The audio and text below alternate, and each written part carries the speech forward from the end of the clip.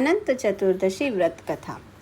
एक बार युधिष्ठिर ने राजसूय यज्ञ किया। उस समय यज्ञ मंडप का निर्माण सुंदर तथा अद्भुत था। वह यज्ञ मंडप इतना मनोरम था कि जल व स्थल की भिन्नता प्रतीत ही नहीं होती थी। जल में स्थल तथा स्थल में जल की भ्रांति प्रतीत होती थी।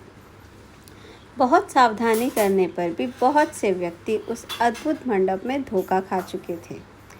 एक बार कहीं से टहलते टहलते दुर्योधन भी उस यज्ञ मंडप में आ गया और एक तालाब को स्थल समझकर उसमें गिर गया।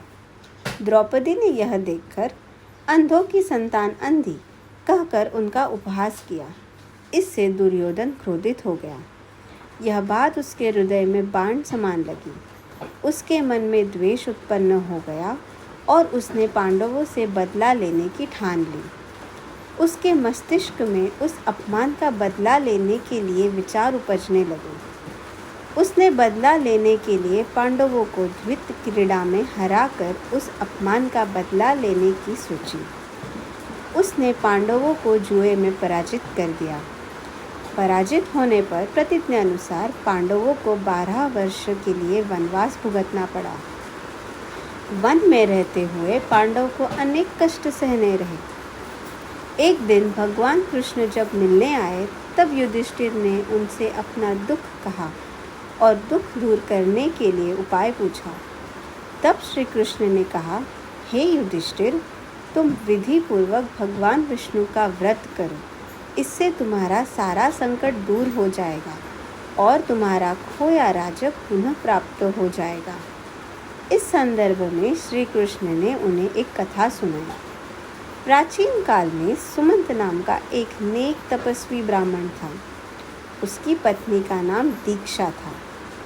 उसकी एक परम सुंदरी धर्मपरायण तथा ज्योतिर्मयी कन्या थी जिसका नाम सुशीला था।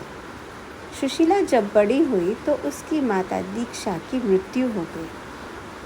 पत्नी के मरने के बाद सुमंत ने कर्कशा नामक स्त्री से दूसरा विवाह कर लिया।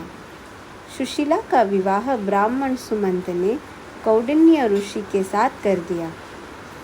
विदाई में कुछ देने की बात पर कर्कशा ने दामाद को कुछ ईंटें और पत्थरों के टुकड़े बांधकर दे दिए।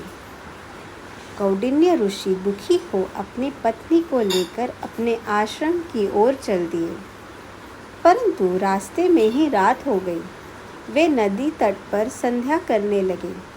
सुशीला ने देखा वहाँ पर बहुत सी स्त्रियाँ सुंदर वस्त्र धारण कर किसी देवता की पूजा कर रही थी। सुशीला के पूछने पर उन्होंने विधि पूर्वक अनंत व्रत की महत्ता बताई। सुशीला ने वहीं से उस व्रत का अनुष्ठान किया और 14 गांठों वाला डोरा हाथ में बांधकर ऋषि कौंडिन्य के पास आ गई। कौंडिन्य ने सुशीला से डोरे के बारे में पूछा तो उसने सारी बात बता दी। उन्होंने डोरे को तोड़कर अग्नि में डाल दिया। इससे भगवान विष्णु जी का अपमान हुआ। परिणामतः ऋषि कौंडिन्य दुखी रहने लगे। उनकी सारी संपत्ति नष्ट हो गई। इस दरिद्रता का उन्होंने अपनी पत्नी से कारण पूछा तो सुशीला ने अनंत भगवान का डोरा जलाने की बात कही।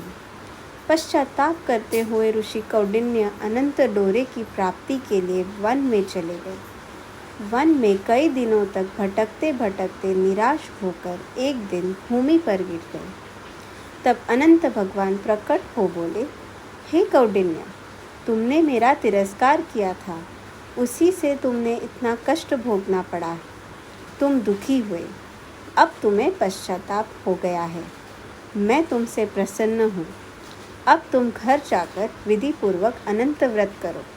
14 वर्षों तक व्रत करने से तुम्हारा सारा दुख दूर हो जाएगा। तुम धन धान्य से संपन्न हो जाओगे। कौंडिन्य ने वैसा ही किया और उसने सारे क्लेशों से मुक्ति मिल गई। श्री कृष्ण की आज्ञा से युधिष्ठिर ने भी अनंत भगवान का व्रत किया, जिसके प्रभाव से पांडव महाभारत का युद्ध में विजयी हुए तथा चिरकाल तक राज्य करते रहे।